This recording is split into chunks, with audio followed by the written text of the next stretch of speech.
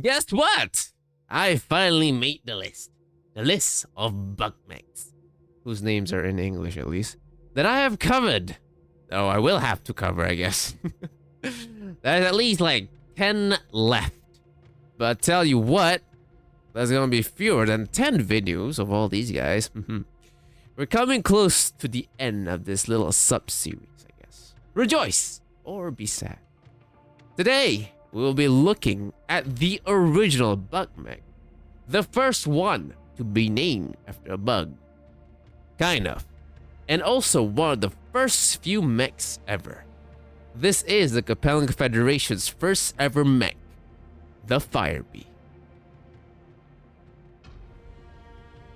Mechs were appearing everywhere. More and more of them are being pumped out of factories in big numbers, slowly but surely replacing tanks as the main assault vehicle. Everywhere except the Capellan Federation. While the rest of the great houses had already developed and were producing mechs on a large scale, the Capellans were still relying on conventional hardware to fight their wars. Even after secured technical plans for the Mary Icarus, it took them 10 years to start producing mechs. They didn't spend a full decade trying to figure out how this whole thing works, no. They spent that decade building up the required infrastructure for mass production. Entire factories were built to manufacture parts and weapons first, before they got to the mech part. In that decade, development also began.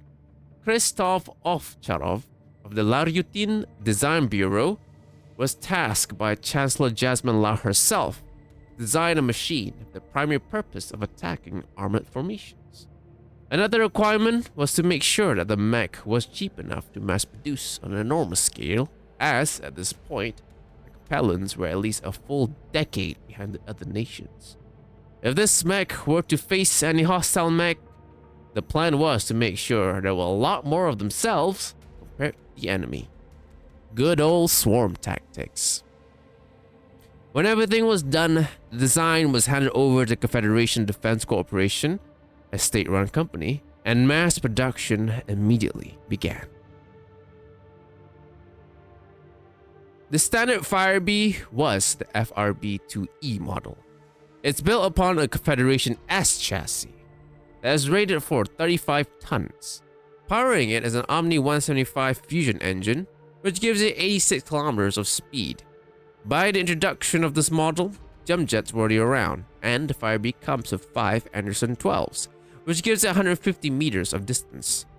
For weapons, the Firebee comes with a Star Cutter 80cm large laser and 4 Maui crossbow 2-tube SRMs, which were usually loaded with Inferno missiles, hence the fire in Firebee. Targeting these weapons is the Mao missile track computer, and the communications were facilitated with the Zenith Squawk Box 4. Protecting and cooling all these systems down is 6 tons of series shield, 2.2 standard armor, and 10 single heat sinks. Given its very cheap nature, some parts were, well, cheaped out. The life support system is one of them. The other is the legs. They are weak, even though the mech is jump capable. The Firebee wasn't always called by its current name. Originally, it was called the Weapon Arm Mech, or WAM. The WAM prototype, the Alpha model, was completed around 2472. It's almost the same as the Beta model, which is the model that you can't use in game, except that it has a smaller engine, more armor, and weighs 5 tons less. This engine was not strong enough to have the mech keep up with the vehicles that it was supposed to hunt. So, the team strengthened the chassis to handle 35 tons to install a bigger 210 engine. But the armor had to be reduced to 6.5 tons, particularly on the torso and legs. The weapons, as far as I can tell, stayed the same with an LRM-5 and 3 SRM-2s. This was the WAM Beta model, which was later renamed to the Firebee after a war photographer filmed the mech firing Inferno missiles and said, "That's not a WAM-B, that's a Firebee." Of course, being one of the first few mechs, this first generation model has all kinds of problems with it. For one, it's difficult to maintain. It was designed to be cheap and quick to produce, so maybe they didn't see this thing surviving long enough to be maintained. My theory on this, I would say, is backed up by the fact that the parts are non-standard. There was also no QA for this thing, as the Capellans want to catch up numbers-wise at any cost.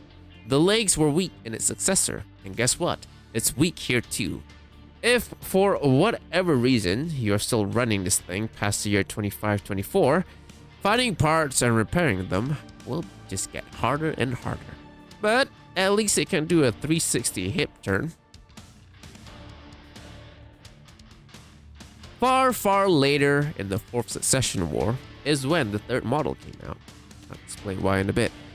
This model, if anything, was a showpiece to commemorate Chancellor Sun Tzu's Lao survival after the bombing of Xi'an. A pair of old Fire Bee Museum pieces were reactivated and given to Hellspawn Industrials to be upgraded with modern technologies. The chassis remained untouched, but the size and weight of the cockpit and gyro was reduced, the gyro being XL. The jump jets were also removed. The 3E was clad with 6.5 tons of stealth armor along the required ECM. For weapons, it had a plasma rifle and an MML-5 with its missiles stored in a case compartment. Cooling all this down, 10 double heat sinks. Now, it doesn't really say anywhere whether this was like a one-time thing or if they put the model into mass production. A model we do know that was mass-produced is the latest Fire Bee Militia Mech by Wesley Industries.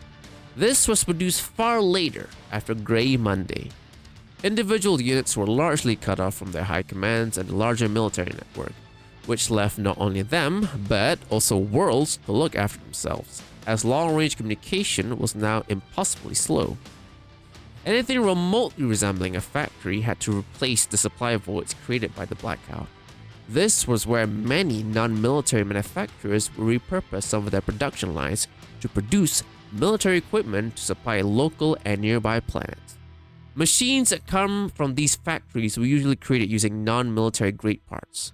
That meant that these machines weren't the best in capability, but it's the only thing they have.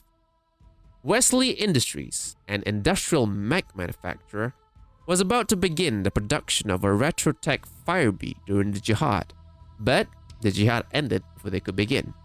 They still returned the build plans, however, and the molds for the parts. After Grey Monday, Wesley began developing the Fire Bee Militia Mech to support nearby units using the old plans and parts molds that they already had. Since the resources they had were limited, they used existing parts that were already in production to replace complex and expensive ones. The chassis, armor, and fuel cell engine were all from the Demolition Mech production line, which makes them all industrial grade. The fuel cell engine, while it runs cooler than a fusion engine, is way heavier and does not have much range. For this Fire Bee, it can only run up to 54 km per hour. The 6.5 tons of armor may seem comparable to the normal Fire Bee, but it is industrial grade armor, which has about the same performance as primitive standard armor.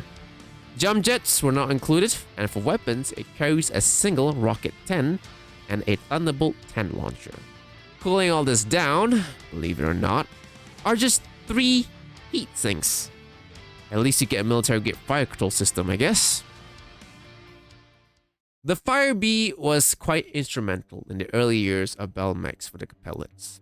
Not only did it bring the Capellans into the battle mech age, but the development of the Fire Bee also accelerated the Capellan industry to a comparable state of the rest of the great houses at the time.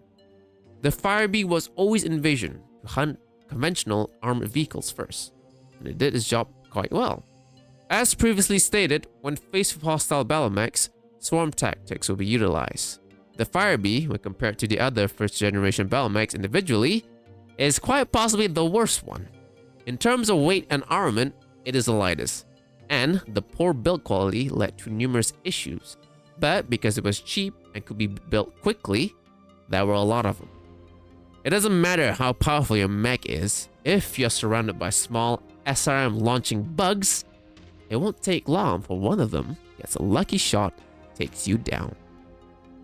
The original model continued its service until around the time of Calvin Lau, when the 2E model was released and began replacing the WAM-B. Due to the high amount of Fire Bees, there were a lot of pilots. Many may have fallen on the battlefield due to the disposable nature of the design, But the ones that survived long enough flourished. Captain Ibsen Cheng was the first pilot who was given the new 2E model due to his many victories on the battlefield of the older model. Cheng became the most celebrated mech pilot in the Confederation at the time, and due to that, he embraced a life of fame and access. This led to his death, however, as he decided to start seeing one of Kelvin's many wives. Apparently, he didn't know she was a wife, but that did not stop Kelvin from napalming him alive. If you want to know more about Kelvin, I already have a video that covers his reign. The Fire-B continued its service with the Confederation up until the First Succession War, when the main factory at Axador was destroyed, and they just never bothered to rebuild it or divert the production elsewhere. And so the number of Fire-Bs slowly began dwindling to almost extinction. The ones that survived the war were usually put into museums or private collections and never saw any combat again. It was only centuries later when the Fire-B was reborn with the possibly limited 3E model. One was given to Sao Wei Heather Cole, who was part of the research team that discovered and rescued Chancellor Sun Tzu, who was buried under rubble. I called the Vindicator the T-34 of the future, right? Yeah, I think I'm dead wrong on that one. This thing is quite literally built the same idea of the T-34. It's cheap as hell, and numbers is like its primary weapon, basically. And from what little I've used it before, because I have a game about a Mega HQ campaign that takes place in the early years. I have experience of it. From what I little I've experienced in it, it overheats very quickly, and also dies very fast too. So, but I kind of want to see. I kind of want to try like this swarm tactic thing. Maybe I should make like another what do you call it, a secondary Fire-B lance or something, and then see if this swarm things work or not. Maybe it won't. Maybe it will. Who knows? We'll see. I guess. I feel like I should have saved this for like a first Bell Mech sub-series or something, but I've already done the Mackie and I didn't really continue with like another early mech. So I guess this will just, these first Bell Mechs just be something I'll eventually fully cover each, I guess. But yeah, we're coming close to the end of the Bug Mech run because there's only like a handful left. A handful in English at least. There might be mechs, like Bug Mechs in like different language, I'm not sure what, but I'm sure maybe possibly there are like Bug Mechs who is named after a bug but it's like in a different language, and I can't be bothered to translate them all, so yeah, I'll get to them eventually. But that is this week's briefing, pilots. Thanks for joining, everybody. If you like what you heard, please do consider joining the Jupiter fleet. We need pilots. We need a lot of pilots for our upcoming invasion of Earth. One day we will do it, all right? I've been tasked by High Command on the recruiting thing, and I'm doing my part. This is my idea. Tell people about mechs, and they might just get patriotic enough to join the mech force, the fleet, so they can pilot mechs themselves, because mechs are pretty cool. Giant robots. Who doesn't like them? A lot of people don't like them because they're not nerds. But if you're too scared to join the military, which is completely understandable, you can just leave a like, because that helps. That does help, boost the damn video out so I can get more pilots elsewhere. Since you don't want to be a pilot, I have a personal graveyard. The Hall of Fame of the Fallen. Yes, it's called my Discord. You can join it. It's down there. The link is down there. You can join it and join in the silence, or not. Maybe we can make the damn place livelier. It's getting there. There's one step closer to getting very lively every day, which I think would be a nice thing to have. I also stream my my training sessions. Yes, where I play. Not play. I train on simulations that simulate different aspects of the battlefield. That's like the strategy simulation. That's like the the direct combat simulation. That's also like the logistics simulation. Yeah, we do that. I basically 5 days a week, and yeah. Anyway, that's the end of that. That's the fire me. Yes. We'll continue with another what do you call that, bug mech next time. Coming at the end. Coming at the end. Right there. We're right there. We're right there. Then we can get back to the normal mechs, I guess. But yeah, glory to the Jupiter colony pilots. Take care. Keep on fighting the Earth Noids, the Earth Space Boys. Goddamn Earth Boys. Take care. Keep on the good fight. And as you fight, please do remember that please do not die.